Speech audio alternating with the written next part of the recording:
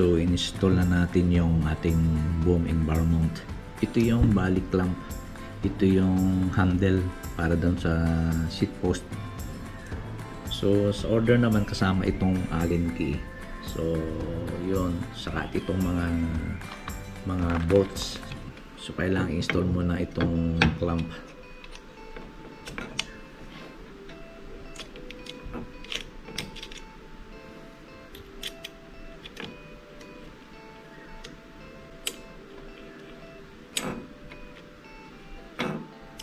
Itong clamp, pwede siyang adjustable, pwede siyang i-twist, saka yung degree niya, yung angle.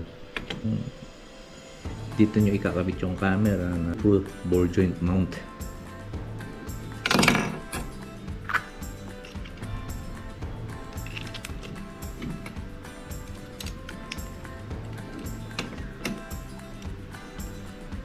Isang 360 degree, saka yung angle niya. At ito namang bar, pwede siyang i-twist. Depende sa gusto niyo ang angle sa pagkuha o paggamit ng camera habang nagbabike. It will be extended also in different angle. So itong Allen key kasama din sa order, meron siyang clip clamp para hindi siya mawala. Pwede nyo ilagay dito sa may boom o bar.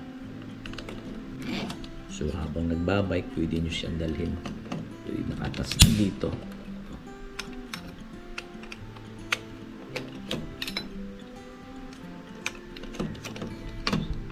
Then sa mga bisikleta naman, so meron siyang mga clamp. Ito rubber to.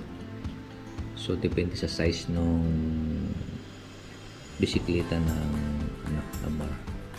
Para dito, ito pwede nang tanggalin to eh. Pwede siyang palitan.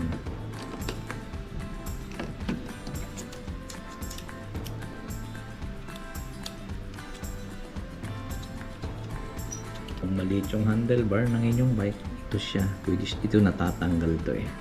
Can be removed, can be changed. So maliit yung sizes niya, yung diameter ng handlebar.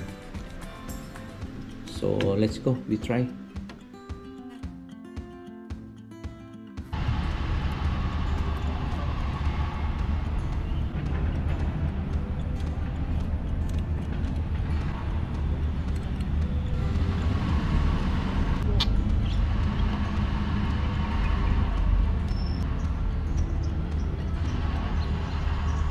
Kailangan secure.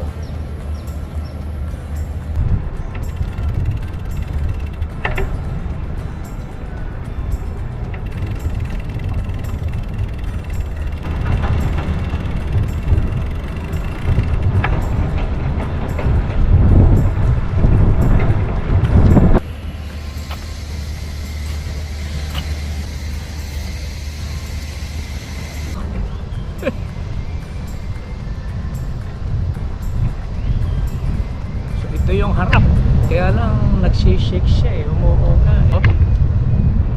So lalo na kung mabilisan, kung full extend.